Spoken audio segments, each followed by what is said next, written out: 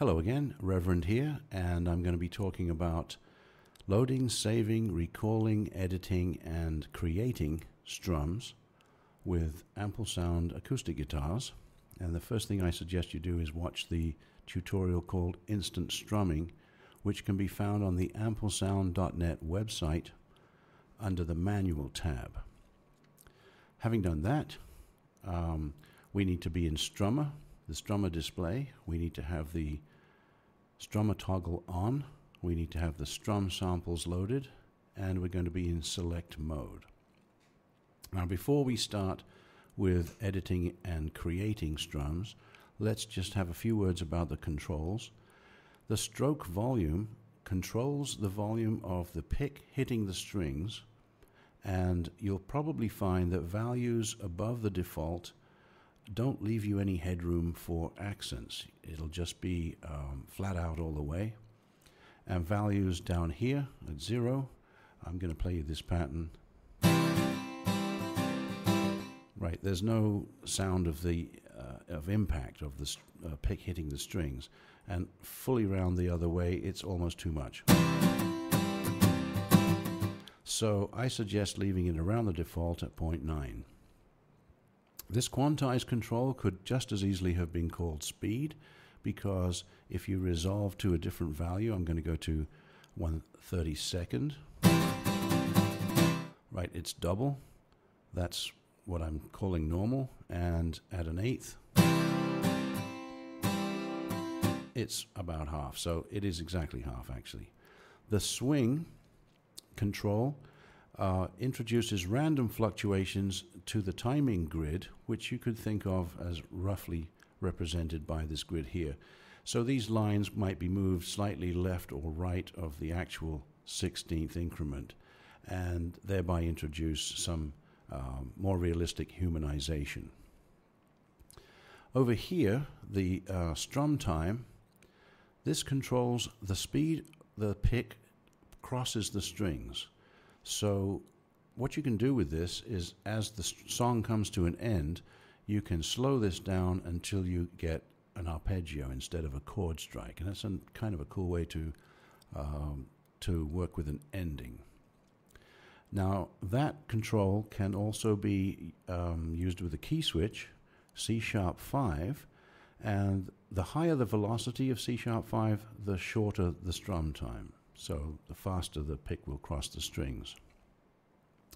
This one controls the release time, and you really want that set long most of the time. Now over here, the mute depth is a very difficult control to play with the mouse while you're playing a MIDI keyboard. So what you can do is reassign this control to the pitch wheel. And you do that by pressing the Alt key on your keyboard and then clicking the control. And up here you can see I've got the bender right now assigned to the bender. If I click here to select it, and then I click Learn and push my pitch wheel, I'm not going to do it, but if I push my pitch wheel after clicking Learn, you will find that the mute depth is now assigned to the bender, the pitch wheel. So that as you play your plastic keys, you can actually push the pitch wheel to control the mute depth in real time. Now, there are controls over here. This is a load, seek, chord, save, and copy. And the first thing you need to know about this is a very important one. When you first get your ample guitar, you will extract a file called presets.ra, and let's go look at it. And you will get this folder structure. This is my custom stuff. I made this folder, but all the others are part of the default folder structure. And these folders contain your presets. So if you wanted to load the default preset pattern bank that is first loaded when you insert the instrument, you would go here and then to pattern bank, and then you would load this one, default AGM01. And when I load it, all the chords in this default bank are exactly back to factory default, you might say. When you save a sequence, you will choose from chord bank, pattern bank, or pattern. Now, a single pattern is this. It's what's displayed in the pattern grid. A pattern bank is the entire bank. So if you've edited them all and you want to save the whole bank, you would save them using this option here, pattern bank. The chord bank is the 12 chords or 12 chord slots holding 12 different chords. You may have customized them. And one of the reasons you might want to save an entire chord bank is if you have more than one host software. If you're using Cubase and Sonar and Pro Tools or whatever, saving the entire chord bank means you can recall those presets in any of those different host softwares. Or if you've spent a lot of time customizing chords, that's another good reason. Or if, for instance, you're trying to save a particularly good progression, you might want to save a chord bank. So you extract your presets.rar. You get this folder structure, and you can also create your own folder structure. Under my custom stuff, I've created banks, chords, and patterns. And also, if I wanted to save by song, I could put them under different song titles. But either way, you can save and recall from the location of your choice. And once you have visited that location using this load button, Ample Guitars will remember that location, so you won't need to go there every time. You won't need to navigate to it every time. It will open automatically. The same goes for save. And this last button, copy from seek, basically means you can copy pattern 1 to slot 2 such that you can edit the copy. Now, it's not that important because now that we know how to get back to factory default using this file, it doesn't really matter, but it might be a very handy way of copying a pattern to another slot, editing that, and then if you screw it up, you can copy it again and have another shot. Over here in the fretboard display, you can create your own chords. I have chosen here a preset, predefined C major in the first position, but if I wanted to change it to something funky, I can do that, and you'll see that this designation changes to user. So I can put in any fingering that I like, and I can also tell it to use this open string or not to use that open string. I can do bizarre and wonderful things, and I can still save them as a chord. So I can go here, and if it's part of a bank, I can save the chord bank. So I'm going to go back here and just change that back to C major. But now you know this is not just a display. This is where you can actually create your own chords and then save them. You could create custom chords for all 12 slots and save the whole thing as a chord bank. Sorry, here, this is the save. You could then recall it using this load button. Now let's go back to the copy from seek. What I'm going to do is play this pattern, and we're thinking about the song that you're working on, and you just don't happen to find that satisfactory. You try another and another, and you're not happy here, and this one's disappointing, and you come to something that you find inspiring. But the second half doesn't work for you. So what can you do? Well, you can copy it to, for instance, I can copy 6 to number 8, and then I can edit number 8, or I can simply edit it right here in the grid. I can also clear out all the notes and create my own custom strum from the beginning. I'll give you an example of both. So let's do the copy first. I want to copy this pattern, sequence slot 8. I'm going to copy it into 8. The first thing you do is select the destination. So here's one we don't want and we don't mind writing over it. Select the destination, click copy, and choose slot 6. And slot 6 is now the same as slot 8. So now I can edit this without losing the original. So I don't like this second half. I'm going to kill it, and by double-clicking on these strum components, I can get them out of the grid and put in something of my own making. So let's say I put in a downstroke. There are two types here. An upstroke. This is a muted stop. This is a very, very muted stop. This is kind of muted and kind of up and downy muted. So you've got lots of different articulations there to choose from. And this lighter area below the darker area, this is reserved for single notes. Now this area here doesn't have the capability to, for instance, use key switches to mute or to slide or any of that, but it can give you free stroke arpeggio sort of notes. I think I can basically show you this one here, and that's a C#4.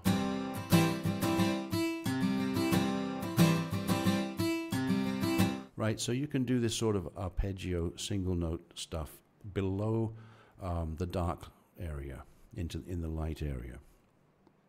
Going back to the pattern we want to edit, I'm going to put in something here. Now, when I mouse over the origin square, you will see the velocity up here.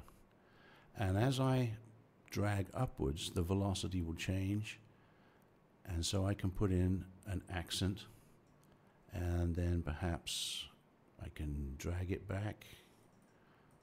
I double click to get rid of it. Let's say I do this with a fairly heavy accent, then this, something like that, and I want this slappy, heavy mute right here. So, and I want to make it kind of very red to give me an accent. Now let's try that. It's on D#4.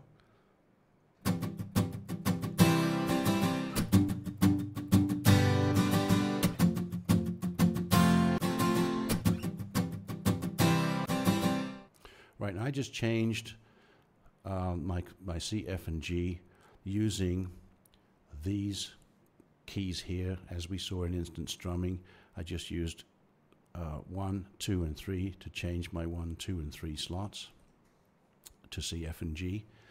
And that's why I suggest you put up something, even if these are not the chords you intend to use, I suggest you load something there and then literally play the change. Because if you listen to this going round and round, let's see what that key was again, D#4. If you listen to it going round and round, you may not choose it. But when the chord is changing, you have a different effect.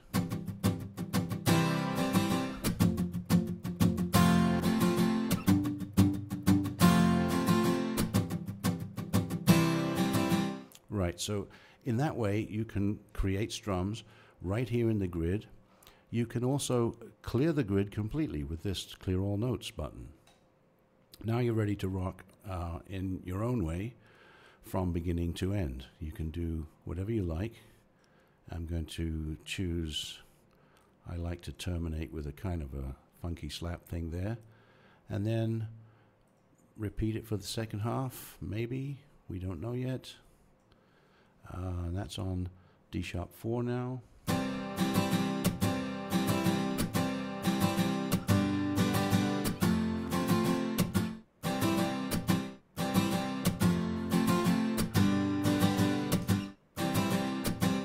You could probably see the chords changing over here. That's how you could clear and create and clear and create all you like, and when you get it right, you can save the pattern. You can do that for the entire 8 slots and then save the pattern bank, and then you can recall it the same way.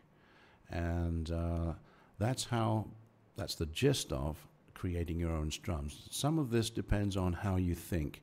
If you can think of it as an accent, and an accent here, those are going to be most likely your accents 1 and 3. And then incidentals, a lesser downstroke, maybe a big upstroke with more red in it, changing the velocity as you drag, and then some funky kind of articulations, make it like a little less cool there, a little more red there, and a dead stop, something of that nature. It takes a little playing around, but you'd be surprised how quickly you get used to it.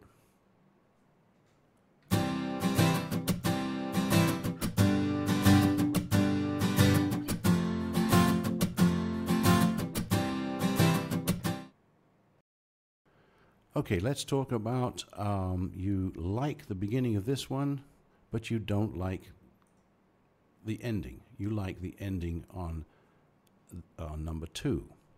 So what you can do is you can copy 1 to 3 and 2 to 4 and then work on the copies. Well, why don't we do that? Let's choose our destination and we're going to copy from 1. There it is. We're going to choose our destination and copy from 2. And so now we have copies to work on. On 3, I'm going to take this ending out that I don't like.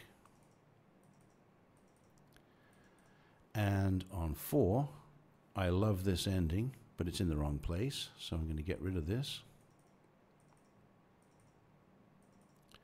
Now we can't leave it like that because when I choose 3, it plays as I want it to, and then I choose 4 with F sharp 3. I'm going to have half a measure of silence before it starts to play. So I'm going to move these notes, literally duplicate, and it doesn't take long, as you can see.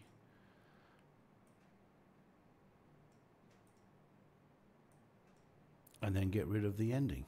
So I've basically copied the ending to the beginning. Now when I want this as my first half, I'm going to use D sharp 3 as shown on the tooltip. And then when I want the second half of the measure, I've got my second half, the desired second half, already loaded into slot 4, and I'm going to use F sharp 3 as my strum pattern trigger. Okay, in this file, I have quickly set up what I think is a cool method of starting your strum project. As you can see here, I have a chord and I have a strum pattern continuing for the duration I want it to. I have a new chord, a new chord, a new chord, a new chord. And when you go into this in the piano roll view, you can quickly see that taking this and moving it up, you can audition different strums with the chords. Assume these are the chords you actually want. You can audition different strums in the pattern grid simply by moving this. So now, okay, we don't like that. We can simply move this up. And that becomes a very quick way of getting your strums going. So you need to get the strum pattern trigger into the file for the duration of the strum and a chord trigger switch.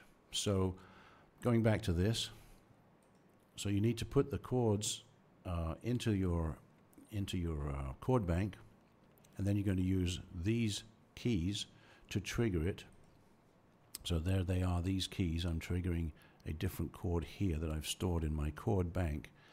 But if you remember that the chords, the patterns are triggered from C sharp and then only the black notes all the way up here. So you can go to another black note quite quickly and audition it again. And if you have a measure, but you're going to change the chord halfway through the measure, you can simply put in 2. So if I play that,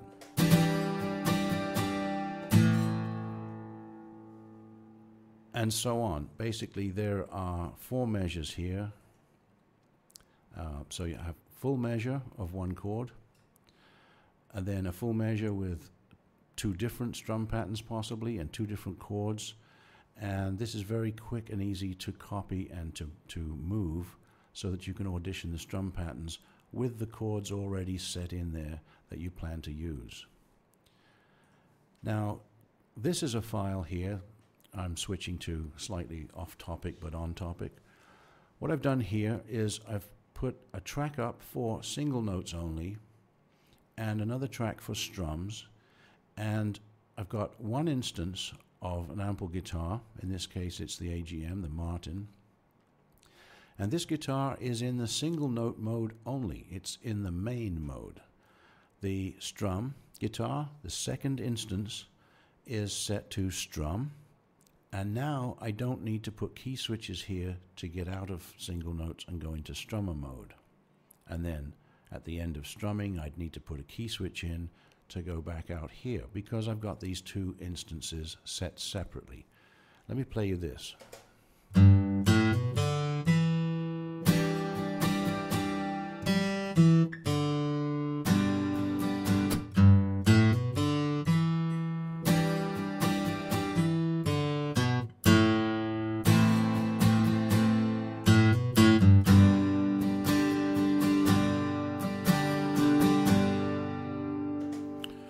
Okay, let's take a look at what we have.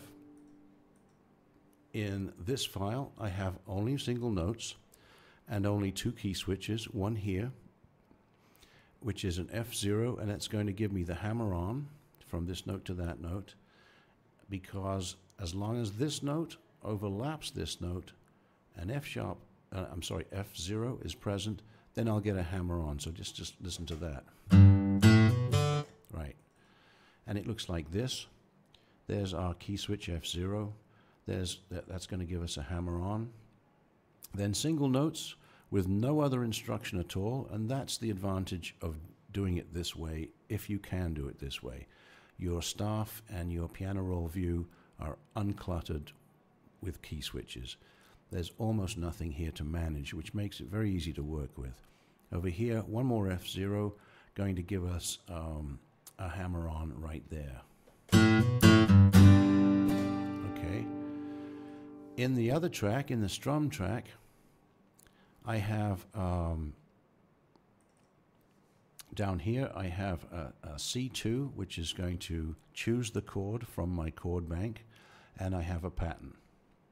Now you'll notice, let me switch back to here again, that this is half a measure. I've got a full 2 beats in this area where the single notes end and the strumming begins. But next up I don't. So I'm going to have to adjust my custom strum on the second pattern I'm using, and again the third pattern is the same duration, likewise here, and then I've got a different ending. So this is a good demonstration of how to adjust the custom patterns that you've made, and I'll get there in a second. The other thing to talk about is up here a G5. And what G5 does is it presses on the strings and terminates ringing sound. And there's a slight noise of a press when you do that. And if you don't want to hear the actual press on termination, you can go in here to the main display and take out any value. Just pull this fader down to 0. So you won't hear the press, but you will have the damping effect. So that's how to get rid of the press noise that goes with silence pressing key switch, G5. Just take out the values on the FX slider. So here I've got a G5 terminating any ringing. Once again here, I'm changing chords with these key switches below, and these are my strum patterns. You can see this one is the same as that one, is the same as that one, but this one's different. I'll show you those in a second. And then finally, this is a completely different one. Let's see what happens. I'm going to go in here and take out this key switch so that ringing will continue. There's nothing stopping the sound now from ringing. And so I'll play that again from the beginning. What you're listening for is the key switch. Actually, that's not the one I wanted to do, so let me go in here again. I want to undo the one on right about there. Let me make sure I get the right one. Okay, let me take that one out and play the file from the beginning. you're listening for this sustain to ring into an area we don't want it to ring into because we've got single notes going. So this G5 is a handy way to stop that. I'll play from the beginning.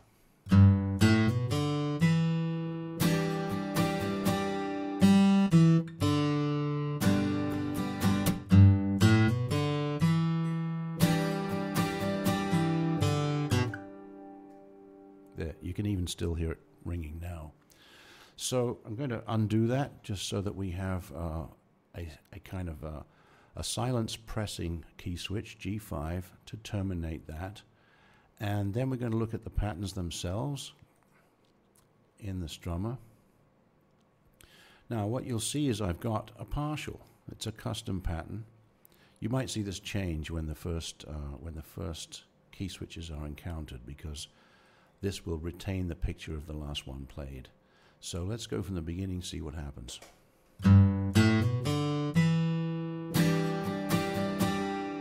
Okay, you'll notice that would have been ringing, except I have the G5 key switch up there. And you'll also notice that this is a user-defined chord. I'm calling the first chord I stored. It's not really a C, it could be a G, could be an E minor seventh, because I'm not playing these strings. I've got an E, G, D, and a G. So it's, well, with that E in it, it could be a G6. I'm not the greatest theorist, but I have altered the stored C chord, and that this column now changes to show me that it's a user-defined chord. Next up, I'm going to play from here.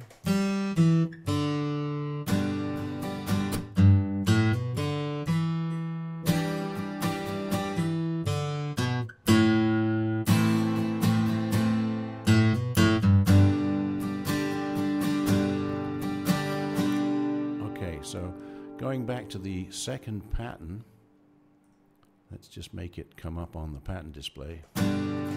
Okay, I've got an accent, another down, an upstroke, a slightly less, a downstroke with slightly less velocity, and then I've got a big slappy stop at the end. And I've got a velocity of 112, so that's going to smack pretty hard. See that? And this is, you know, you can just experiment. It's very easy. It's very quick. You can put in anything you want and play around with it, and you can get rid of it just as easily. And if you make a good one, as you've already seen, you can save it. So let's go on to the next pattern. Okay, there I've got a strong accent, and you can hear that strong accent there. And these interim ones, that's a very low velocity, 40 versus 100. So there's a big difference there, but that's the nature of a strum. Sometimes the dynamics are quite extreme within a particular measure.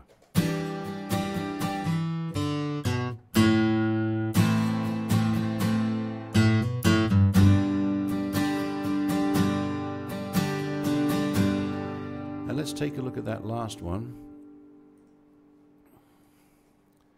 Okay, long accent, and then I've got a little upstroke, but I don't mind if the accent is slightly overlapping. It's a little more real. As you bring the pick up, there may be still some ringing from the downstroke. And this one is giving us a nice ring because it's got a high velocity, low velocity, lesser, and then I've basically tried to repeat it on the second half just by dragging around until I get, you know, a sort of a similar color. It doesn't have to be exact, and it's probably better that it's not, because nobody strums exactly. The strum might be accurate and it might be on time with the same rhythmic figure, but the strikes will always be slightly different. So I'm going to play that again from the beginning, and with that I'm going to leave you. On behalf of Ample Sound, thanks for listening.